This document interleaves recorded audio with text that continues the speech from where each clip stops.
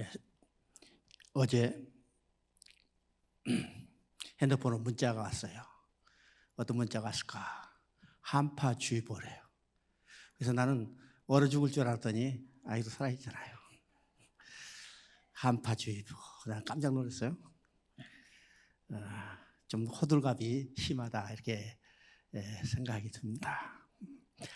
저는 이제 중국에 들어가서 할빈에서 살았는데 할빈은 겨울이 평균 영하 20도, 최고 추울 때 제가 있을 때 영하 39도까지 내려갔어요. 영하 30도 될 때 제가 1월 달에 그날 심천을 가는데 심천에 가니까 영상 20도예요. 그렇죠? 하루에 50도를 왔다 갔다 했어요. 그래서 저는 추위도 잘 견디고 더위도 잘 견딥니다. 그죠? 그래서 한파라니까 깜짝 놀랐더니 영상 15도래. 그죠? 영상 15도래. 영상 15도면 참 견딜만 합니다. 실내에 앉아서 참 공부하기 좋은 온도가 영상 15도예요. 20도 넘어가면 졸리죠. 그죠? 지난주까지 우리가 출애굽기 앞부분을 좀 하다가 마쳤어요. 그래서 이제 진도가 조금 늦었으니까 이번 주부터는 진도를 좀 빨리 하려고 합니다. 우리가 지난주에 배웠던 가장 중요한 것이 어떤 것일까?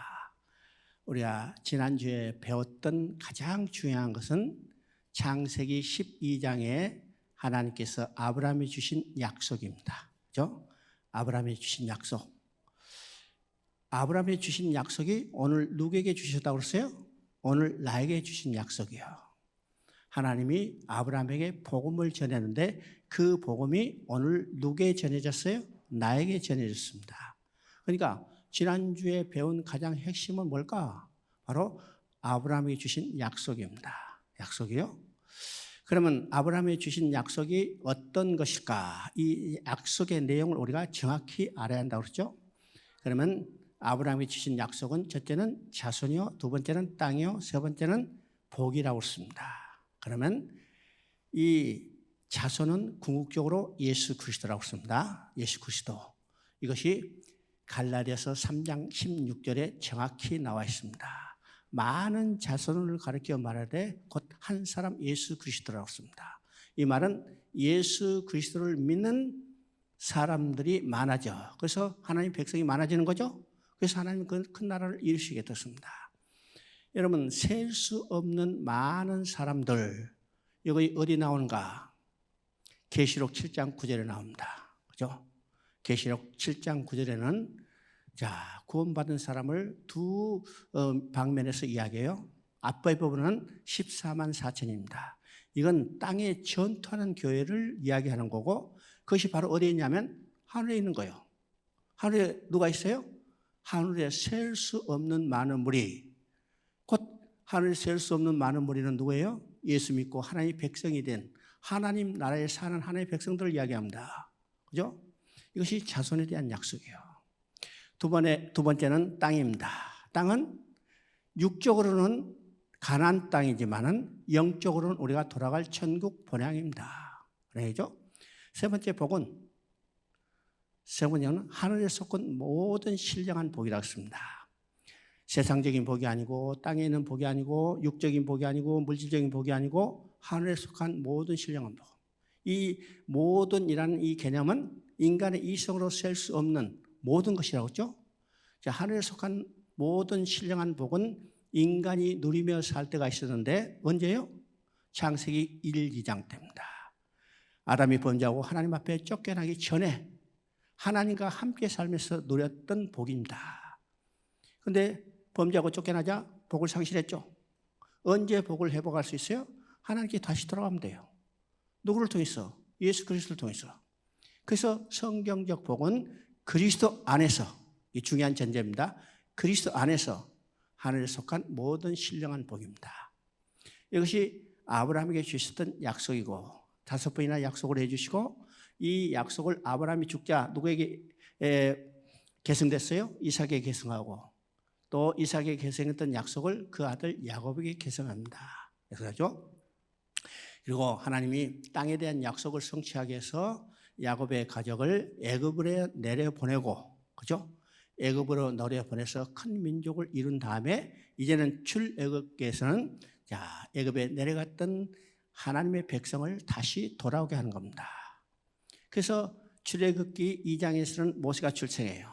모세가 출생한 것을 보고 잘생겼다고 그랬습니다. 이 잘생겼다는 말은 창세기 1장에서 반복되는 보시기에 좋았다는 말과 동일하다고 했죠. 토브라는 말입니다. 보시기에 좋았다는 말이에요. 그러면 모세를 통해서 재창조 역사를 시작한다는 의미입니다. 그러면 재창조 역사는 어떤 것일까? 하나님이 우주 만물을 새로 창조하는 게 아니라 잃어버렸던 자기 백성을 찾아오는 겁니다. 잃어버렸던 자기 백성은 어디 있을까요? 애굽에 내려가서 바로의 노예로 살고 있어요. 하나님의 백성은 어디서 어떤 위치에서요? 아담이 범죄 사단의 노예로 전락됐어요. 그걸 돌아오게 하는 거죠. 누구를 통해서?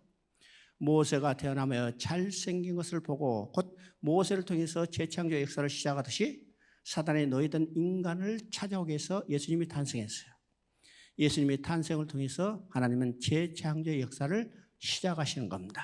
그렇죠? 그래서 모세를 훈련시킨 다음에 하나님께서 모세를 쓰시기 위해서 부르셨어요. 그래서 3장에 나타나는 이야기죠. 그때 하나님은 자기를 누구라고 이야기해요? 나는 아브라함과 이삭과 야곱의 하나님이라고 그래요. 이 말은 어떤 의미일까? 아브라함에게 약속하고 이삭에게 약속하고 야곱에게 약속하고 그 약속을 반드시 성취하시는 신실하신 하나님이라는 말입니다. 그 하나님은 오늘 누구의 하나님이요? 나의 하나님이에요. 나의 하나님. 그러면 오늘 우리가 부를 하나님은 아브라함과 이삭과 야곱과 나의 하나님. 이걸 더 깊이 이야기하면 아브라함에게 약속하시고 이삭에게 약속하시고 야곱에게 약속하시고 나에게 약속하시고 그 약속을 반드시 지키시는 신실하신 하나님입니다. 우리의 믿음의 대상인 하나님의 가장 중요한 속성은 뭐라고 그랬습니까? 약속을 반드시 지키는 신실하신 하나님이었습니다. 우리의 신앙은 어떤 것이요? 하나님의 약속을 믿는 거죠. 그래서 우리 신앙의 대상인 하나님의 가장 중요한 속성은 약속을 반드시 지키시는 신실하신 하나님이었습니다. 자, 이제는 모세를 통해서 이스라엘 백성을 건져내는 거예요. 그러니까 모세는 하나님이 쓰시는 도구에 불과하죠. 하나님께서 친히 권하신데 누구를 통해서? 모세를 도구로 사용해서 건져내신 거예요. 자, 6장 6절부터 8절까지를 한번 읽어봅니다. 6장 6절부터 8절까지. 그러므로 이스라엘 자손에게 말하기를 나는 여호와라. 내가 애굽 사람의 무거운 짐 밑에서 너희를 빼어내며 그 노역에서 너희를 건지며 편팔과 큰 심판들로 너희를 속량하여 너희로 내 백성을 삼고 나는 너희 하나님이 되리니 나는 애굽 사람의 무거운 짐 밑에서 너희를 빼어낸 너희 하나님 여호와인지를 너희가 알지라. 내가 아브라함과 이삭과 야곱에게 주기로 맹세한 땅으로 너희를 인도하고 그 땅을 너희에게 주어 기업을 삼게 하리라. 나는 여호와로다 하셨다 하라. 자, 출애굽기 6장 6절부터 8절까지는 신학적으로 굉장히 중요한 의미겠습니다. 자, 이 내용은 어떤 것일까? 바로 이스라엘 백성에서 애굽에서 나오는 출애굽의 방법과 목적과 근거가 무엇인가를 이 세 절에서 명확히 이야기하고 있습니다. 그러면 이스라엘 백성이 애굽에서 나오는 이 육적 출애굽은 무엇에 대한 예표예요? 사단의 노예된 인간들 해방되는 영적 출애굽에 대한 예표입니다. 그러면 그 방법과 목적과 근거가 동일한 겁니다. 그러면 6절에는 그 방법이 나오죠. 여러분 성경을 읽어보시면 거기에 속량이라는 말이 나옵니다. 속량이라는 말이 나오니까 우리가 좀 생소한 것처럼 생각될지 몰라도 이건 구속이라는 말입니다. 옛날에는 구속이라는 말을 썼는데 개정판으로 개정하면서 어떻게 해요? 이 속량이라는 구속이라는 말을 대신 속량으로 바꿨어요.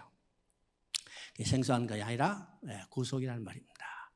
그럼 이 속량, 구속은 본래 상업적인 용어입니다. 그 의미는요, 노예를 돈을 지불하고 값을 지불하고 사서 자유케 해주는 겁니다. 자유케 해주는 거죠. 이것이 본래 속량의 의미입니다. 구속의 의미입니다. 그러면 바로의 노예된 이스라엘 백성을 무슨 돈을 지불했어요? 어떤 값을 지불했어요? 유월절 어린 양의 피값으로 지불했어요. 그래서 그들을 구속해냈죠. 마찬가지로 사단의 노예된 인간들도 어떤 값을 지불했어요? 속전, 그죠? 생명의 속전, 곧 은 30냥에 팔리신 예수 그리스도가 십자가에서 흘린 피값을 지불하고 우리를 구속했어요. 이게 속량입니다. 속량이죠. 자, 두 번째는 7절에 나옵니다. 그것은 바로 목적입니다. 목적. 그 목적은 어딘가? 하나님이 이스라엘 백성을 애굽에서 건져내서 하나님의 백성으로 만든 데 있습니다. 그리고 하나님은 이스라엘 백성의 하나님이 되신 거예요. 자, 이스라엘 백성은 본래 야곱의 자손들이었죠. 그들이 70명이 애굽에 내려가서 바로의 노예로 전락됐어요. 그들을 건져내서 하나님의 백성으로 만드시는 것이 출애굽의 목적입니다. 본래 인간들은 어떤 존재였어요? 하나님이 인간을 어떻게 창조했어요? 하나님의 백성으로 창조했잖아요. 하나님의 백성으로 창조했는데 아담이 범죄하나 사단의 노예로 전락됐어요. 사단의 노예로 전락된 그들을 구속해서 하나님으로 백성으로 만드신 것이 출애굽의 목적입니다. 그래서 계시록 21장 3절을 보면 거의 분명히 나와 있죠.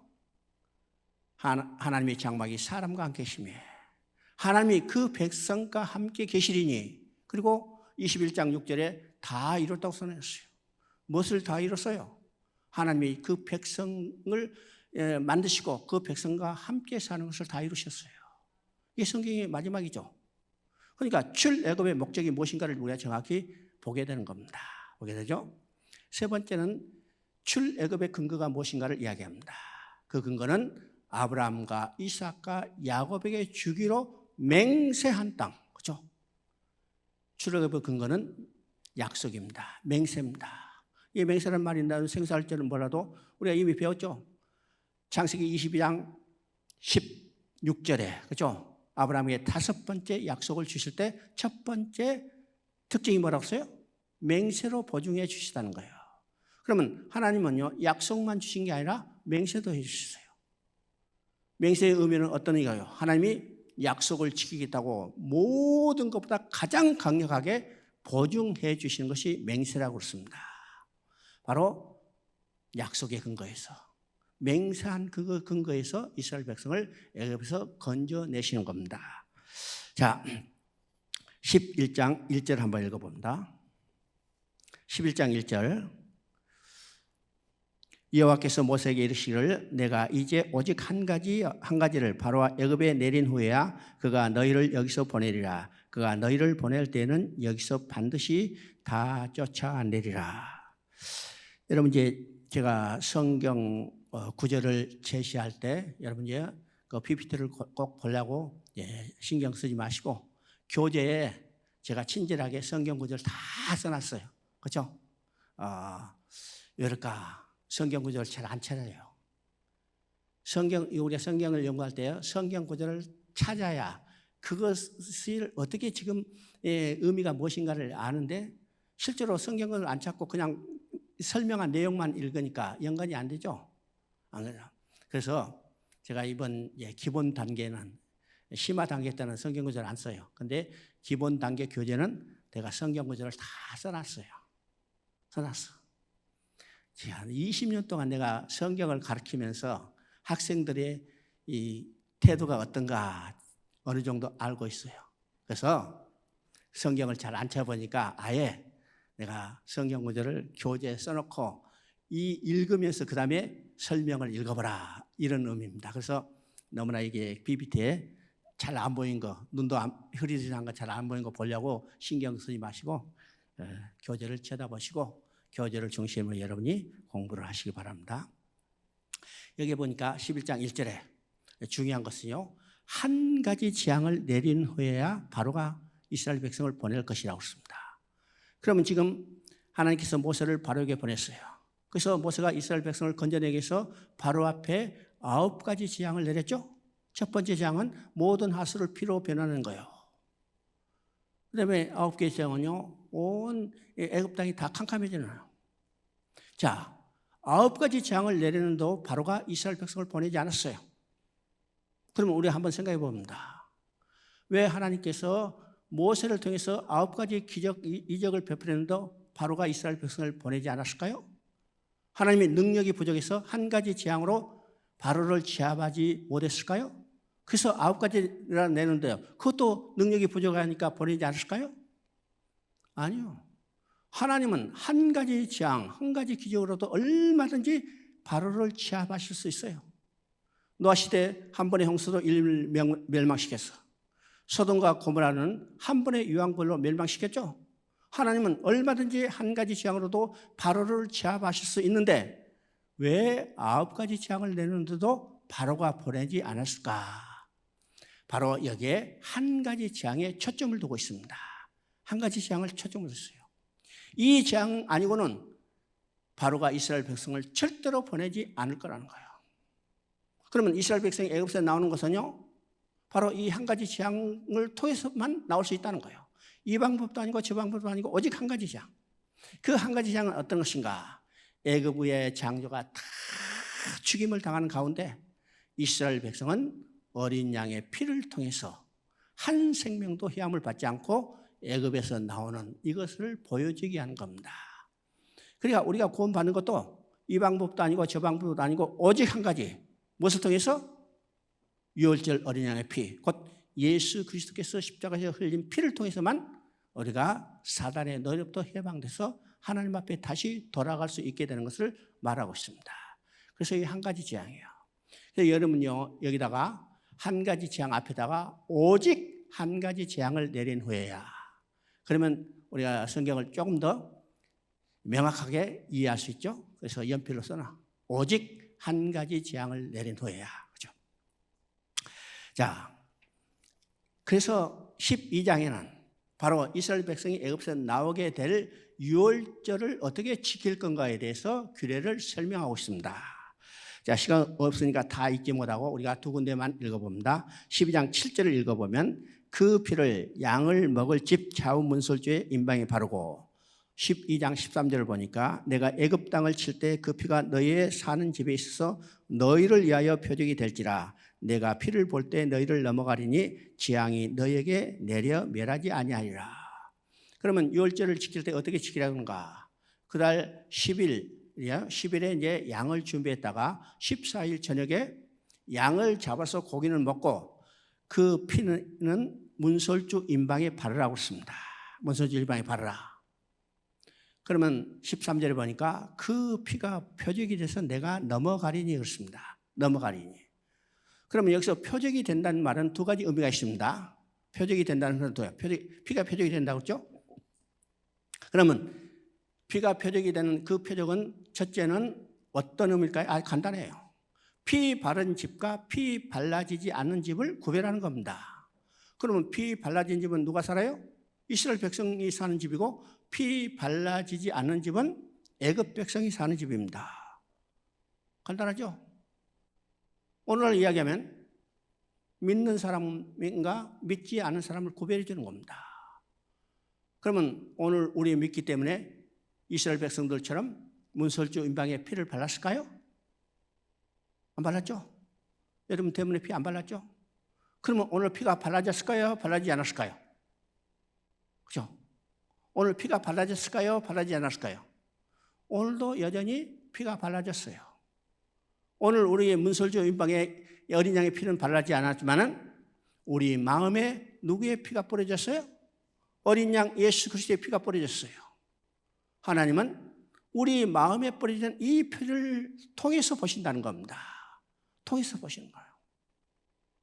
그러니까 유월절 때 문설주 임방에 피를 발휘한 의미가 뭘까? 믿는 사람과 믿지 않은 사람, 이스라엘 백성의 집과 애굽 백성의 집을 구별해 주듯이 오늘 우리 마음에 뿌려진 이 피를 통해서 믿는 사람과 믿지 않은 사람을 구별해 주는 겁니다. 구별해줘. 두 번째 피가 표적이 된다는 것은 어떤 의미일까요? 그 밤에 애굽의 모든 장자를 치기 위해서 하나님의 사자가 돌아다녀.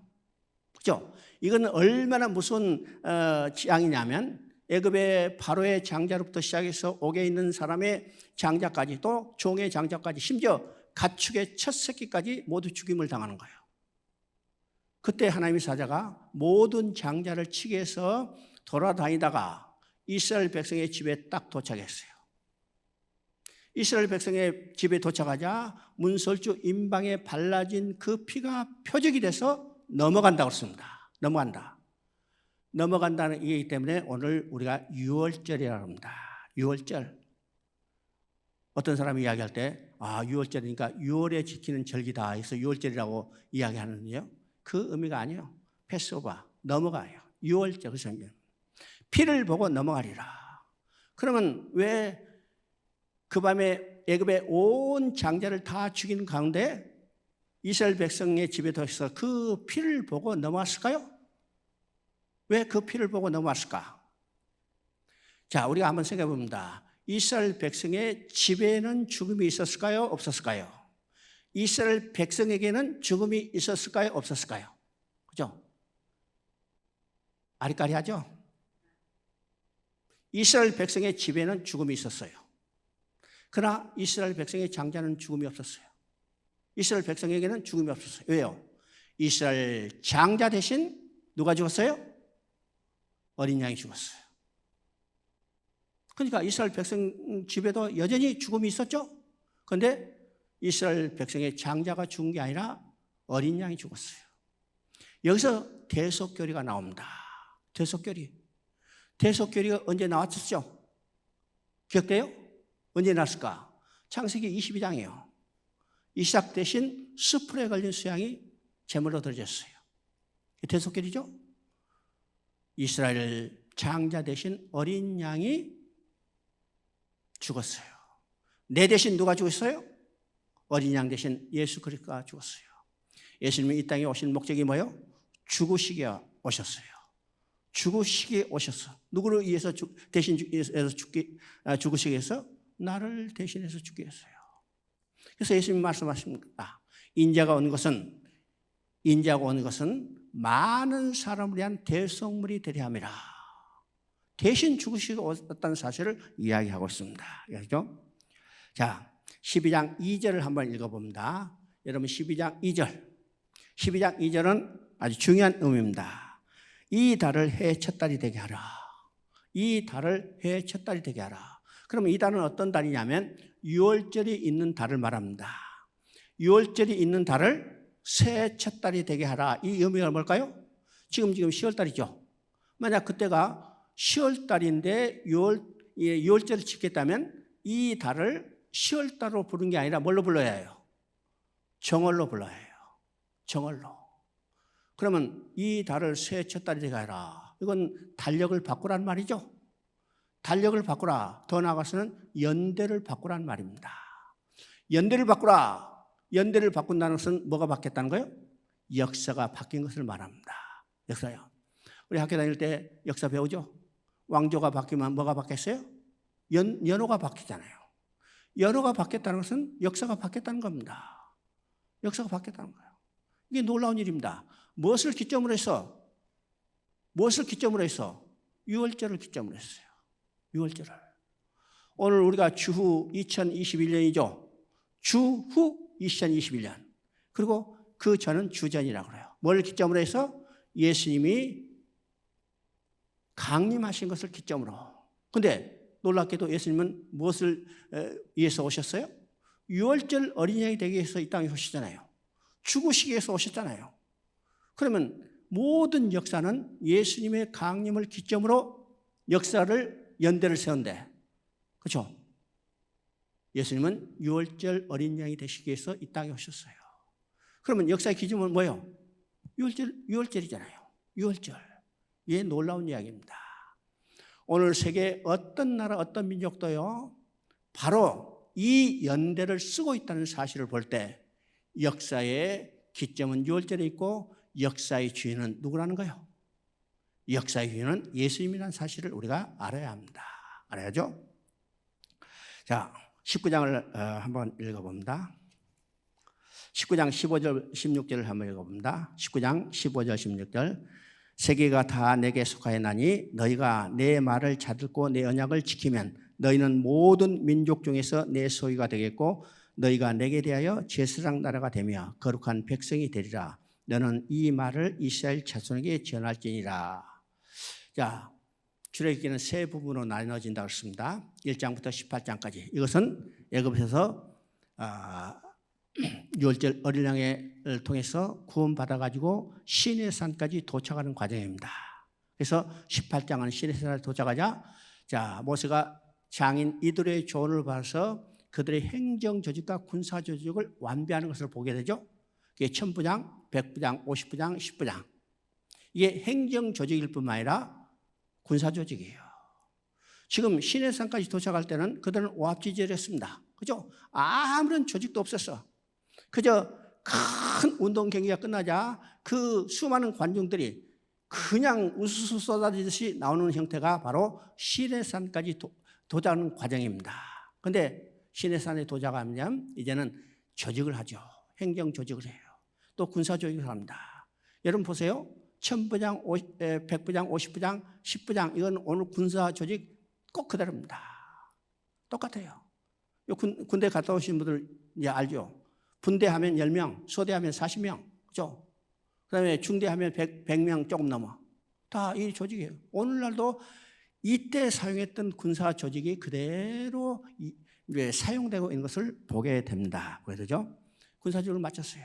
그리고 이제 19장에서는 19장부터 24장까지는 하나님이 그 백성과 시내산 언약을 통해서 바로 백성으로서의 언약을 맺는 겁니다. 그리고 율법을 수여받게 되죠. 이것이 19장부터 24장까지입니다. 그리고 이제는 자기 백성이 되기 때문에 하나님과 그 백성이 함께 살아야 해요. 함께 살아. 함께 살 것을 어떤 것이냐면 바로 우리가 성막 성전의 개념입니다. 성막 성전의 개념은 근본적으로 눈에 보이는 가시적인 건물이 아닙니다. 성막 성전의 개념은 눈에 보이는 가시적인 건물이 아니고 하나님과 그 백성이 함께 사는 처소를 우리가 성전이라고 그래요. 성전이에요. 그러면 성경은 어떤 책일까요? 성경은 어떤 책일까? 하나님께서 성전을 지어가는 하나님의 일을 기록한 책입니다. 여러분, 성전의 개념이 무엇인가를 정확히 알아야 우리가 성경을 제대로 이해할 수 있어요. 왜일까? 성경의 66권 중에 성전에 대한 이야기가 나오지 않는 성경이 몇 개 없다는 거예요. 몇 개 없습니다. 창세기부터 시작해서. 창세기는 어디 난가? 바로 창세기 28장 16절 17절을 보면 야곱이 고백해요. 하나님이 여기 계시를 내가 알지 못했구나. 여기가 바로 하나님의 집 성전이고 하늘의 문이라고 했습니다. 여기서 가시적인 건물로서의 성전의 개념이 처음 등장합니다. 그런데 성전이 있었어요? 없었어요? 없었어요. 하나님이 여기 계신 걸 내가 알지 못했구나. 여기가 하나님의 성전이구나 그렇죠. 그건 가시적인 건물이 아니라는 겁니다. 그런데 출애굽 이후에 가시적인 건물로서 성전을 짓게 하고 있어요. 이 말은 어떤 말일까요? 이제는 가시적인 건물을 통해서 눈으로 보고 하나님이 그들과 함께 계신다는 것을 확신하게 했어요. 자, 인간이 연약하기 때문에 눈으로 봐야죠. 손으로 만져야죠. 입으로 핥아봐야죠. 그런 관점에서 구약시대는 눈에 보이는 거 오감으로 만지는 걸 통해서 하나님이 그 백성에게 약속의 확신을 주었네요. 그런데 오늘은요, 신약시대는 불가시해요. 성전도 보이지 않죠? 제사도 우리가 드리지 않죠? 제사장도 보이지 않죠? 안 보여요. 그래서 오늘 이 시대에 우리가 더욱 믿음이 요구된다는 사실을 우리가 깨닫게 되는 겁니다. 깨닫겠죠? 그래서 이제 19장에서 18장까지 이제 시내산에 도착했기 때문에 19장에서는 이제 하나님이 자기 백성으로서의 정식으로 시내산 언약을 맺습니다. 자, 모세를 통해서 말합니다. 너희가 내 명령을 준행하면 너희는 내 소유가 되고 제사장 나르고 거룩한 백성이 되리라 그랬습니다. 자, 그 백성이 우리가 하나님의 명령을 다 준행하겠나이다 그랬습니다. 그러면 어떻게 해요? 이제 하나님과 언약이 체결된 겁니다. 체결되죠. 그러면 이스라엘 백성은 어떤 존재가 됐는가 여기서 지금 이야기하죠. 내 소유가 되리라고 했습니다. 내 소유가 되라. 그럼 여기서 내 소유는 어떤 의미일까요? 이건 창조의 원리에서 소유가 아닙니다. 창조의 원리에서 소유는 하나님의 모든 만물을 다 지으시니까 하나님의 소유죠. 이게 일반적인 의미입니다. 그런데 이스라엘 백성을 애굽에서 건져낸 후에 내 소유가 되라는 것은 이건 창조의 원리가 아니라 구속의 원리에서 내 소유입니다. 이스라엘 백성은 하나님께서 친히 값을 지불하고 샀죠. 샀어요, 안 샀어요? 샀잖아요. 어떤 값을? 어린 양의 피값을 지불했잖아요. 돈 주고 샀기 때문에 이건 특별한 의미에서 하나님의 소유예요. 소유. 여러분 비싼 것일수록 여러분 귀하게 여기죠. 그죠?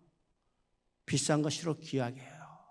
그러면 우리는 뭘로 샀어요? 이스라엘 백성은 뭘로 샀어요? 보배로운 피로 샀어요. 보배로운 피로. 얼마나 귀한 존재인가를 알아야 합니다. 이것이 특별한 의미의 내 소유라는 겁니다. 두 번째, 제사장 나라가 되겠다죠. 제사장 나라. 우리가 일반적인 의미에서 제사장 나라. 이 제사장 나라죠. 그래서 모든 백성을 대해서 이스라엘 백성은 하나님을 예배하는 존재로 지어진 제사장 나라의 사명을 감당해요.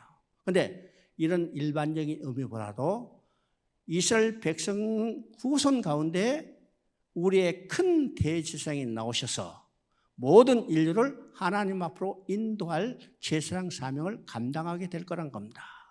그러면 그 제사장은 누구예요? 그래, 그 제사장은 큰 대제사장이신 우리 주 예수 그리스도입니다. 그렇죠? 세 번째는 거룩한 백성이 되리라습니다. 거룩한 백성이 되리라. 그러면 이 거룩한 백성은 어떤 의미일까? 여러분요, 우리 한국 사람이라고 그러죠? 한국 백성이라고 그러죠? 왜요? 나는 한국에 살고 한국에 내 호적이 있기 때문이요. 내가 중국에 가도 나를 중국 백성이라 하지 않아요. 왜요? 거기는 내 호가 없어요. 내 주민등록이 거기 없으니까.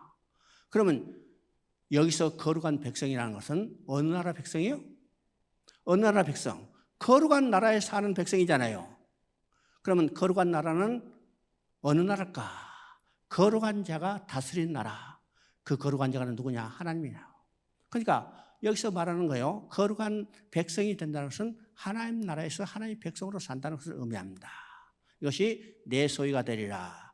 제사장 나라가 되리라. 거룩한 백성이 되리라는 의미입니다. 자, 20장 1절 2절 봅니다. 20장 1절에 보면 하나님이 이 모든 말씀으로 말씀하여 이르되 나는 너희를 애굽 땅 종되었던 집에서 인도하여 낸 너희의 하나님이라. 자, 지금 20장 1절에 율법을 지금 수여합니다. 왜요? 19장에서 하나님의 백성이 됐기 때문에 20장에서는 하나님의 백성으로서 지켜야 할 지금 법을 주는 거예요. 하나님 질서의 하나님입니다. 그래서 법을 줘야 질서를 지키며 살 수 있죠. 여러분, 우리 시내에 교통신호가 없다면 엉망진창이 되겠죠. 그런데 교통버그가 있기 때문에 우리가 질서를 지키며 자유롭게 운행할 수 있습니다. 만약 교통법규가 없고 교통신호가 없다면 자유로운 것 같지만은 완전히 그게 올가매지죠. 하나님은 하나님의 백성으로서 질서 있고 자유롭게 살기 위해서 법을 주시는 겁니다. 그런데 언제 법을 주셨어요? 언제 법을 주셨어요? 애굽에서 건져내신 후에 자기 백성을 만드신 후에 법을 주신 겁니다. 법을 지켜라. 그러면 내 백성이 되라. 이렇게 말씀하지 않았어요. 건져내시고 그 다음에 자기 백성으로 만드시고 자기 백성으로 지켜야 할 법을 주시다는 사실을 우리가 알아야 합니다. 그러나 법을 주셨지만 하나님은 그 백성이 법을 다 지키지 못할 것을 이미 알고 계신 것을 우리가 보게 됩니다. 보게 되죠? 자, 그래서 여러분이 20장 1절 그 보면요. 애굽 땅 종 되었던 집에서 인도하여 낸 너희 하나님이라고 했습니다. 하나님 그 백성을 애굽에서 너희로부터 건져내신 후에 자기 백성으로 만드신 후에 백성으로 지켜야 할 법을 주신 것을 우리가 보게 됩니다. 자, 25장을 한번 읽어봅니다. 25장 8절 9절.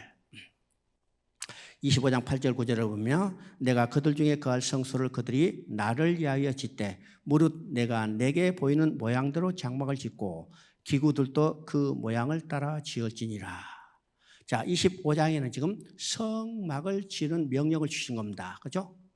그러면 우리가 출애굽기는 이미 여기 전체 구절을 봤어요. 1장부터 18장, 그 다음에 19장부터 24장까지, 그 다음에 25장부터 40장까지입니다. 그래서 25장부터 성막을 지으라고 명령을 주셨는데 여러분 한번 생각해 봅니다. 모세가 지금 시내에서 올라가서 하나님과 40일 동안 함께 있었죠. 그렇죠? 함께 있었어.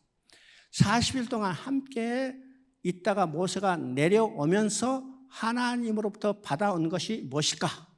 그죠? 모세가 40일 동안 하나님과 함께 있다가 내려오면서 야 내려가라. 그죠? 그러면서 하나님이 야 이거 가지고 와 주신 것이 있어요. 뭘까요? 이건 두 개예요. 두 개, 두 종류.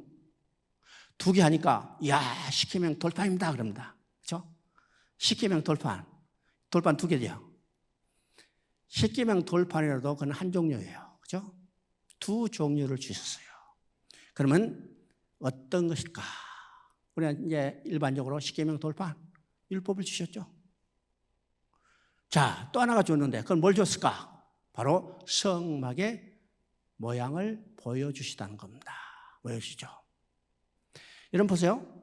율법만 주셨다면 다 죽어요. 그죠? 다 죽어. 왜요? 아까 얘기했지만 인간은 율법을 다 지킬 수 없어. 율법을 다 지키지 못하면 어떻게 해요? 죄인이요. 죄의 삭은 사망이요. 그래서 율법만 주셨다면 다 죽죠. 하나님은 인간이 율법을 다 지키지 못할 것을 아셨어요. 아시고 어떻게 했어요? 성막의 시향을 주셨어요. 성막의 시향. 그래서 민수기 15장을 보면요. 15장 23절, 24절을 보면 너희가 만약 부지 중에 범죄하거든 그렇습니다.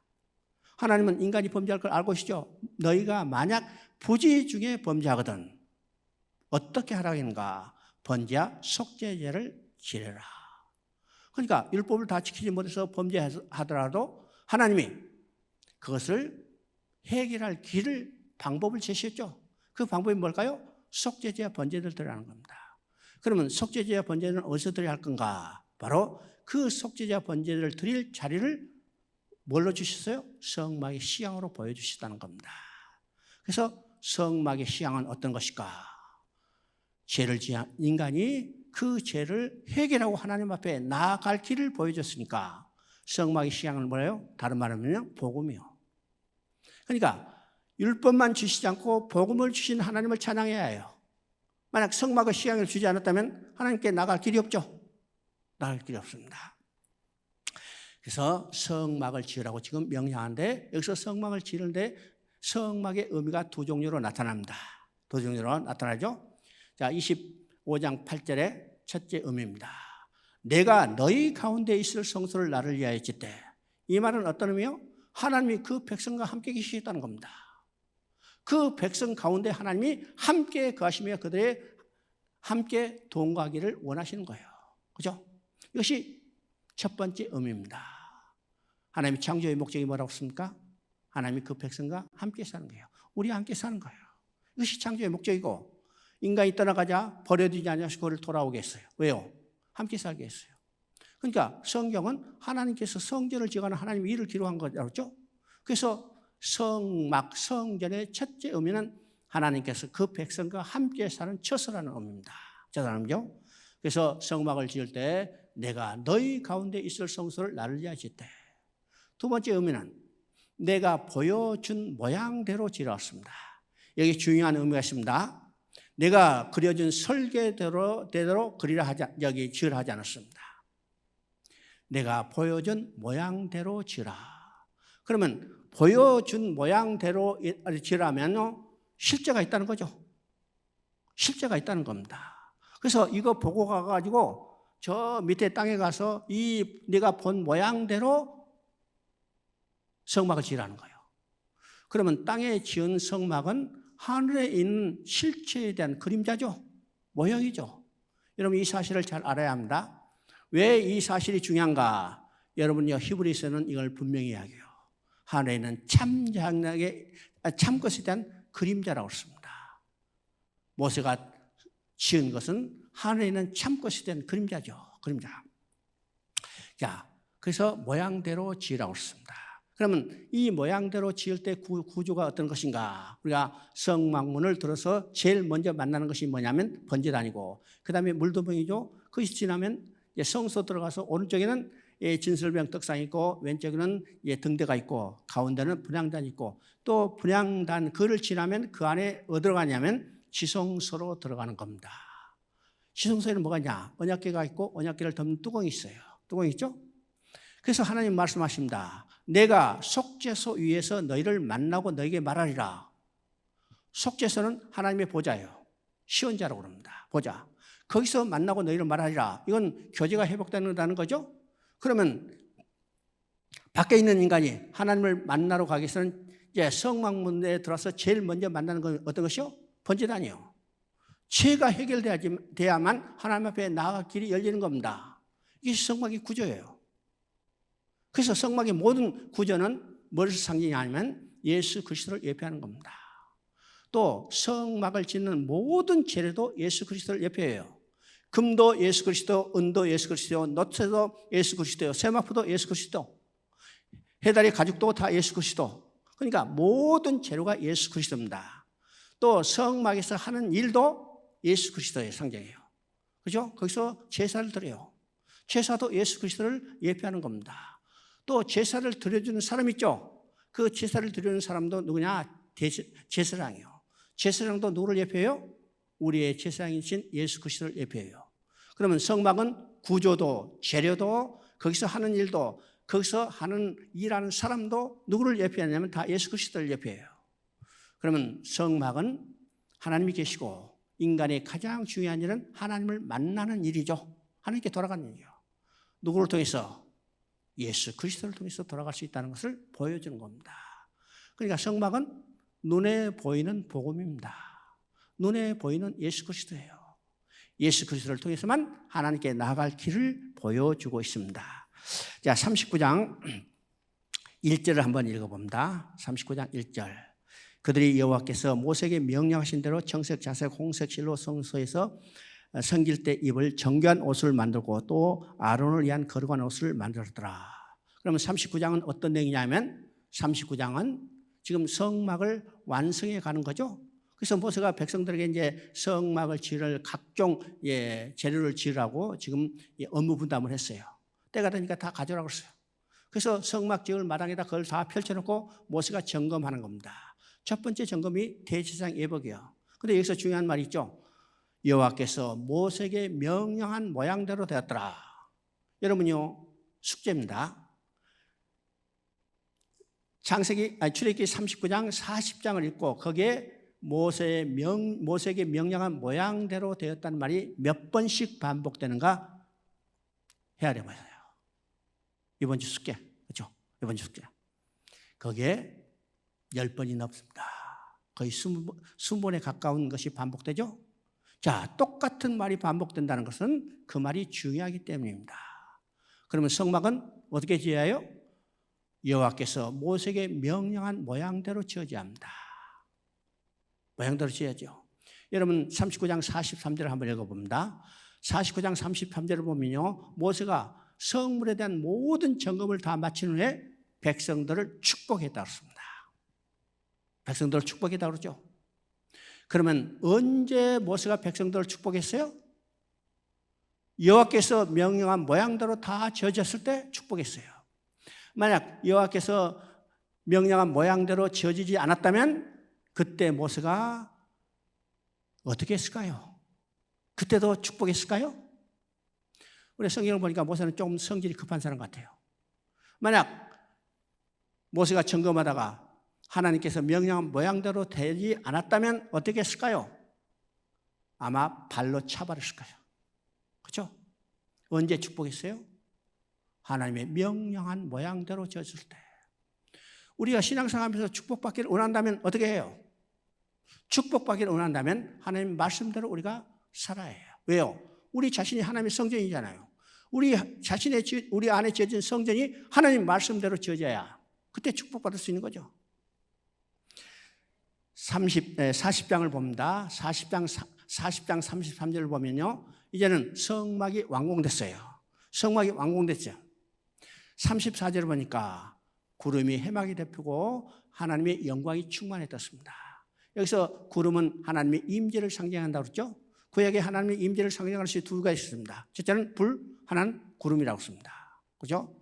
그래서 지금 구름이 해막에 덮였다는 것은 하나님이 임재했어요. 언제 임재했어요? 언제? 하나님이 명령한 모양대로 지었을 때 하나님이 거기에 임재한 겁니다. 여러분 모세가 성막을 다 짓고 하나님께 보고했죠. 하나님 성막 다 지었습니다. 그래? 알았다. 가서 보자. 근데 모세가 이제 하나님 모세 따라서 내려와서 봤어요. 쫙 돌려보는데 아무리 찾아도 못 찾아. 왜요? 모세에게 명령 모양대로 지지 않았어. 그래서 찾다가 못 찾고 돌아가 버렸어. 근데 언제 하나님이 영광이 임했어요? 구름이 해막에 덮였어요? 모세에게 명한 모양대로 지어졌을 때. 자, 이것이 우리의 신앙의 가장 핵심이라는 사실을 알아야 합니다. 우리의 신앙의 가장 중요한 요소는 뭘까? 우리의 신앙의 목표를 정확히 아는 겁니다. 우리의 신앙을 목표를 정확히 한다는 것은 어떤 것이요? 우리가 신앙의 올바른 노선에서 바로 진행해 가는 것을 의미합니다. 그럼 우리의 신앙의 목표는 뭘까? 하나님의 영광을 바라보고 즐거운 삶을 누리는 겁니다. 쉽게 말하면 하나님과 함께 살면서 기뻐하며 즐거워하며 그의 영광을 드러내는 것. 이것이 우리의 신앙의 궁극적인 목표예요. 이 땅에서 얼마나 잘 먹고 잘 쓰고 누리고 사는 것이 목표가 아닙니다. 우리는 하나님께 돌아가서 하나님과 함께 살면서 기뻐하며 즐거워하며 그의 영광을 드러내는 삶을 사는 것이 우리의 신앙의 목표라는 사실입니다. 왜 그러죠? 자, 레위기를 한번 봅니다. 레위기는요, 성경의 역사 시대 구분 속에는 들어가지 않습니다. 왜 역사서에 포함되어 있는데 역사의 시대 구분 속에는 포함되지 않을까? 이것은요, 출애굽기 40장에서 성막이 완공됐어요. 이제는 성막에는 누가 계시냐? 하나님 계시죠? 그러면 성막에 계신 하나님을 모시고 사는 삶이 어떤 삶인가에 대해서 가르쳐 주는 것이 바로 레위기입니다. 레위기요. 우리가 레위기 하면 일반적으로 아무리 읽어도 모르는 책이다. 그렇죠? 그래서 레위기를 많은 사람들이요 수명제라고 그래요. 수면제. 그렇죠? 레위기 읽다가 그냥 눈이 깜깜해가지고 자게 되죠? 왜일까? 레위기를 전반적으로 어떤 책인지 우리가 그 개념에 대한 이해가 부족하기 때문에 아무리 읽어도 모르죠. 아무리 읽어도 모릅니다. 그런데 레위기가 어떤 책일까? 우리의 생각이에요. 레위기는 어떤 책일까? 레위기는 아주 간단한 책이고 아주 중요한 책이라는 사실입니다. 왜일까요? 레위기는요, 성막을 완공하고 성막에 계신 하나님과 어떻게 하면 함께 살 수 있을까? 그것을 가르쳐 준 책이 레위기죠. 우리 인생의 가장 중요한 것이 어떤 일이라고 했어요? 하나님께 돌아가서 하나님과 영원히 함께 사는 것이요. 그러기 위해서는 우리가 뭘 알아야 하냐? 레위기를 정확히 알아야 합니다. 그죠? 그래서 레위기가 전부 이제 27장으로 되는데 레위기는 크게 두 부분으로 나눠 있습니다. 학자에 따라서 나누는 기준이 조금 다르긴 하지만 그 의미는 똑같아요. 그러면 이제 일반적으로 우리가 나누는 기준은 1장부터 16장까지 전반부고 그다음에 17장부터 27장까지는 후반부라고 그럽니다. 그러면 전반부의 내용은 어떤 것일까? 전반부는 하나님을 떠난 인간이 하나님 앞에 나아가는 길이 무엇인가를 보여주는 겁니다. 이게 인간이 가장 중요한 일이죠.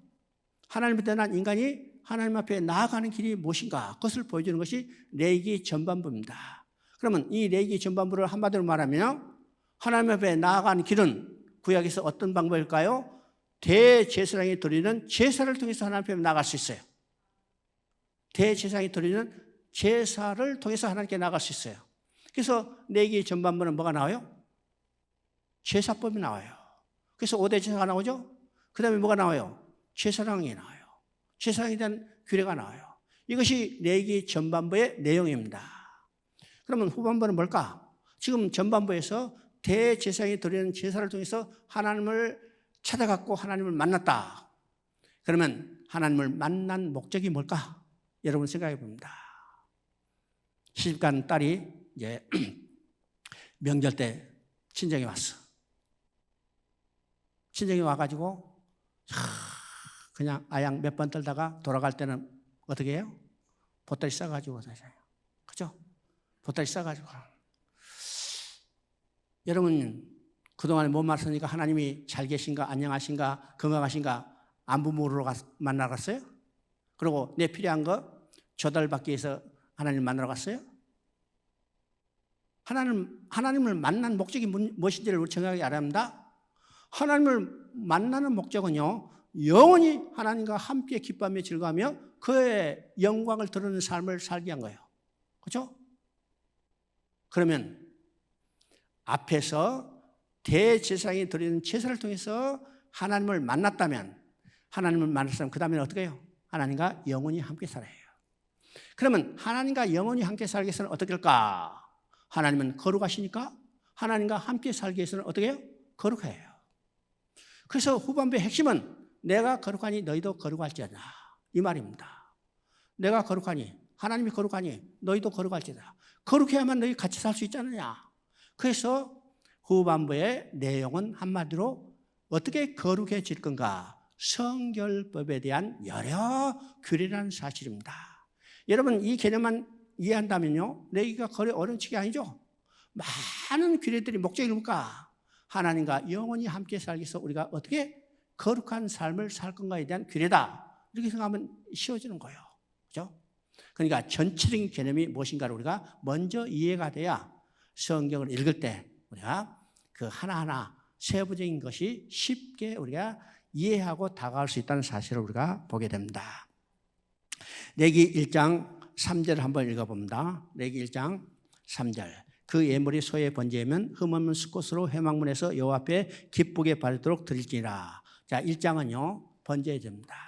번제는 모든 제사의 가장 기본되는 제사입니다. 지금 출애굽기 이후에 또 레위기에서 이 제사가 여러 가지로 세분되기 전에는 번제가 모든 제사를 다 아우르는 기본적인 제사였어요. 그래서 창세기를 보면 번제로 나타나죠? 번제로 나타난다. 그러면 번제는 하나님과 화목도 나타나고 제사함도 나타나고 그 다음에 절대적인 순종과 절대적인 헌신도 나타납니다. 그러면 여기서 지금 이 번제는 예수님이 우리를 위하여 완전한 헌신, 완전한 순종을 예표하는 겁니다. 예수님은요, 우리를 위하여 피 한 방울도 남기지 않고 완전한 헌신했어요. 또 예수님은 십자가에 죽기까지 하나님 성부 아버지께 순종했죠. 바로 이것이 번제를 통해서 보여줍니다. 그 다음에 2장에는요, 소제입니다. 소제는 피 없이 드리는 유일한 제사인데 이 피 없이 드리는 제사는 예수님의 생애를 예표합니다. 예수님은 이 땅에 오셔서 십자가에 죽으시고 부활하시고 창사하고 이 모든 과정이 우리를 위하여 제물로 드려졌다는 사실입니다. 그러면 예수님은 그 생애가 죄 없이 흠 없이 살았던 그 생애를 지금 소제를 통해서 예표하고 있습니다. 그 다음에 3장에는요, 화목제입니다. 화목제. 화목제를 가장 잘 표현하는 내용이 어디냐? 로마서 5장 10절입니다. 여러분, 로마서 5장 10절 적어놨다가 한번 집에 가서 찾아보세요. 곧 우리가 원수 되었을 때 그의 아들의 죽으심으로 말미암아 하나님과 화목하게 되었은즉. 원수를 화목케 하는 제사가 어떤 제사예요? 바로 화목제입니다. 화목제. 로마서 5장 10절을 보면 참 이 표현이 대단하다는 사실을 우리가 깨닫게 됩니다. 로마서 5장 6절은 우리가 아직 연약했을 때 그리스도께서 죽으심으로 됐습니다. 아직 연약하다는 것은 우리가 율법을 다 지킬 수 없는 상태를 이야기합니다. 율법을 다 지킬 수 없으면 하나님 앞에 나갈 수 없죠. 대신 누가 죽으셨어요? 그리스도께서 죽으심으로 우리를 하나님 앞에 나가게 했어요. 또 5장 8절에 보니까 우리가 아직 죄인 되었을 때 그리스도께서 죽으심으로 하나님께서 우리에 대한 자기의 사랑을 확증하였나라고 했습니다. 우리가 죄인 되었을 때 누가 죽었다고 했어요? 그리스도께서 죽으셨다고 했습니다. 그런데 10절에 보니까 우리가 아직 원수 되었을 때 그 아들의 죽으심을 위해서. 여러분, 세상의 법칙은요, 원수 갚아야죠. 아버지 죽인 원수 갚았다. 그 아들을 참 용감하고 어렵다고 칭찬해요. 그런데 하나님은 원수를 갚으신 게 아니라 원수를 위하여 자기 아들을 내줬어요. 똑같이 그리스도라고 있는데 그리스도라고 표현하지 않고 어떻게 해요? 그 아들이었습니다. 아들까지 내어주심으로 온수된 자들을 화목케 하신 겁니다. 이것이 화목제예요. 화목제죠. 그 다음에 4장은 속죄제입니다. 속죄제. 이건 죄값을 받는 겁니다. 처벌받는 거예요. 그 다음에 5장은 속건제입니다. 그러면 우리가 속죄제하고 속건제하고 비슷비슷한 것 같은데 헷갈리기도 하죠. 속건제는 뭘까? 어떤 사람이 범죄했을 때 다른 사람의 재물에 손해를 입히거나 정신적인 피해를 입혔다면 그 재물의 손해도 갚아주고 그 다음에 정신적인 피해도 갚아주는 겁니다.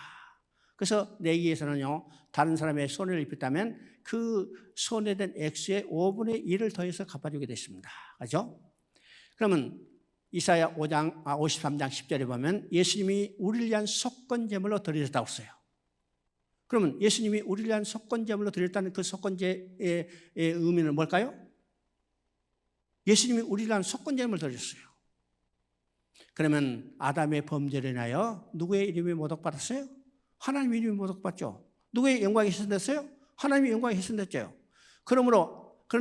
그래서 아담으로 말미암아 모독받은 하나님의 이름과 영광을 누가 회복할 건가? 그 제물로 드리는 것이 누굴까요? 바로 예수님이 속건제물로 드렸어요. 예수님이 속건제물로 드림으로 해서 아담으로 말미암아 모독받은 하나님의 이름이 거룩하게 되고 훼손된 하나님의 영광이 회복되는 겁니다. 이게 속건제입니다. 속건제죠. 그래서 레위기에는 5개의 제사가 나옵니다. 그러면 이 5개의 제사는 각각 독립된 제사가 아니라 예수 그리스도께서 십자가에 드린 제사를 한 가지 제사로 설명할 수 없기 때문에 이 5가지 제사로 나누어서 설명했어요. 그러면 이 5가지 제사를 하나로 딱 뭉칠 때 어떻게 해요?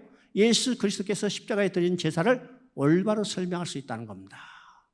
그러면 구약에서 이 5개의 제사를 통해서 하나님께 나갈 길을 보여주는데 이 5개를 합쳐야 예수 그리스도의 십자가의 제사를 올바로 설명할 수 있다면 인간이 하나님 앞에 나아갈 수 있는 길은 오직 예수 그리스도의 십자가의 죽으심, 제사 외에는 없다는 사실을 보여주고 있습니다. 보여줬죠? 자, 10분 쉬었다가 시작하겠습니다.